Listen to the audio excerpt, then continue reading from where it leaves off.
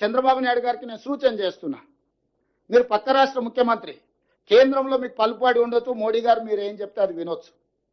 అంత మాత్రాన మీ ప్రాజెక్టులకు అన్ని అనుమతులు వస్తాయని మీరు అనుకుంటే అది భ్రమ. అట్లాంటి వాటికి అవకాశం లేదు. తెలంగాణ రాష్ట్ర ప్రజలకు ప్రయోజనాలు కాపాడుకోవడానికి అవసరమైన ప్రణాళిక, వ్యూహరచన స్పష్టంగా ఉన్నది. మేము ఈరోజు వివిధ రాజ్యాంగబద్ధమైన సంస్థలకు మేము ఫిర్యాదులు చేస్తున్నాము. రాజ్యాంగబద్ధమైన సంస్థలు మా హక్కులను కాపాడడానికి, మా హక్కులను మాకు అందించడానికి ముందుకు వస్తే సరే, లేకపోతే న్యాయస్థానానికి వెళ్తాం. అక్కడ కూడా జరగకపోతే ప్రజల దగ్గర పోతాము.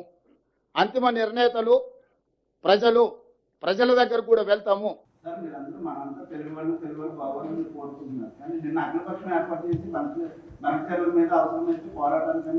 వాట్ ఐఎమ్ సేయింగ్, పోరాటం అవసరం లేదు. వాళ్ళు కట్టే ప్రాజెక్టులు అన్ని కట్టి నీళ్ళు ఇచ్చుకుంటే చాలు. వాళ్ళు ఎందుకు పోరాటాలు?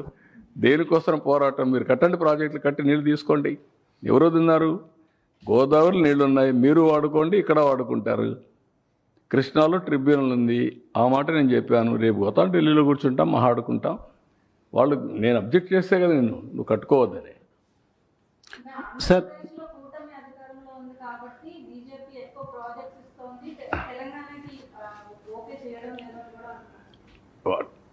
ఆ మాట అందుకే నేను ఎప్పుడూ చాలా జాగ్రత్తగా ఉంటాను. డెఫినెట్గా ఏ గవర్నమెంట్ అయినా ఒక ఊర్లో ఓటేసిన పని చేయమా? ఓటు ఏనోళ్ళకి పని చేస్తామా? ఓటు ఏనోళ్ళకి పని చేస్తే మనం పని చేయడానికి మనకు ఓటు కావాలి కదా. మీరు గుర్తుపెట్టుకోవాల్సింది, ఎవరికైనా సరే ఒక ఓటు బ్యాంక్ కానీ కొన్ని ప్రాంతాలు ఓటేసినప్పుడు వాళ్ళకి ప్రియారిటీ ఇస్తారు. అట్లని చెప్పి నేను అన్నీ మీరే ఇవ్వాలని నేను ఎప్పుడు మాట్లాడడం లేదు.